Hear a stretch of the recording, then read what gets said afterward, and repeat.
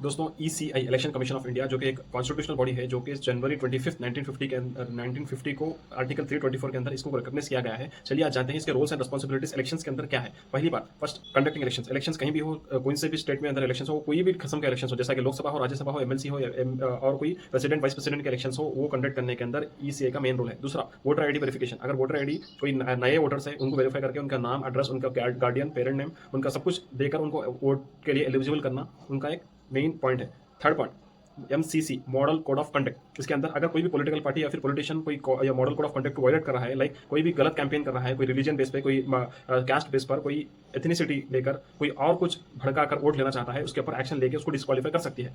Fourth point, registration and recognition, or जिसको बोलते हैं हम। रजिस्ट्रेशन अगर कोई स्टेट लेवल पार्टी हो या फिर नेशनल लेवल पार्टी हो, इसको जो है रजिस्ट्रेशन ईसीआई की तरफ से मिलता है। अगर स्टेट पार्टी कैसी है, स्टेट पार्टी कब कहते हैं और नेशनल पार्टी कब कहते हैं, इसके ऊपर मैं एक डीप वीडियो बनाया हूं, मैं यूट्यूब चैनल पर जाकर आप चेक कर सकते हैं। अगर वो पॉइंट्स को एलिजिबल है तो नेशनल लेवल कहलाती है और ये पॉइंट्स थोड़े पॉइंट्स पे एलिजिबल है तो स्टेट लेवल पर पार्टी कहलाती है। तो ये रिकॉग्निशन देना और उनके जो सिंबल्स है, पार्टी के जो सिंबल्स हैं, वो सिंबल्स को इशू करना ईसीआई के हाथ में।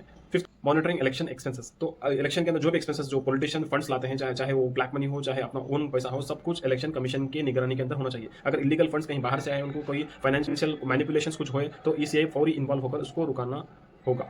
Six point, technological involvement. जैसा कि ईवीएम और वीवीपैट जो है टेक्नोलॉजी, इससे पहले जो है वोटर थे जो सिर्फ बैलेट पेपर्स पे हो रहे थे, एक बार यहाँ पर क्विक वोटिंग बनाने के लिए और टाइम ड्यूरेशन कम करने के लिए और वोट के लिए कैलकुलेशन सही होने के लिए ईवीएम जो इलेक्ट्रॉनिक वोटिंग मशीन और वीवीपैट जो voter verifiable paper audit trap, ये जो है ये दो चीज़ इन्वॉल्व की गई है इलेक्शन के अंदर।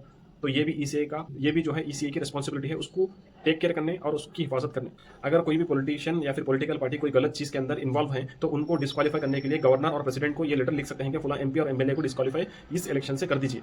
तो ये भी इनके ही हाथ में रहता। Final point, international coordination. अगर इलेक्शन अच्छा हुआ, रिजल्ट्स अच्छे आए और इलेक्शन के अंदर कोई भी माल प्रैक्टिस नहीं हुई और इलेक्शन के अंदर कोई वोट चोरी नहीं हुई, कोई इलेक्शन के अंदर कोई ऐसी चीज़ ना हो और स्मूथ और पीसफुल इलेक्शन हो, तो वो इंटरनेशनल कम्युनिटी के अंदर रिप्रेजेंट कर सकते हैं कि we are a largest democracy और हमारे पास इलेक्शन एकदम free, fair and transparent election हो। तो जिसकी वजह से इलेक्शन कमीशन ऑफ इंडिया का बहुत ही नाम होगा इंटरनेशनल लेवल पर। तो ये इलेक्शन का वीडियो बनाने का मकसद यही है कि नेक्स्ट आने वाले दिनों में इलेक्शंस हो रहे हैं बिहार में और कई स्टेट्स के अंदर बाई इलेक्शंस हो रहे हैं, तो ये आपको थोड़ी नॉलेज देना चाहता था इलेक्शन कमीशन ऑफ इंडिया के बारे में। तो चलिए मिलते हैं नेक्स्ट वीडियो में। शेयर करिए, फॉलो करिए। Thank you.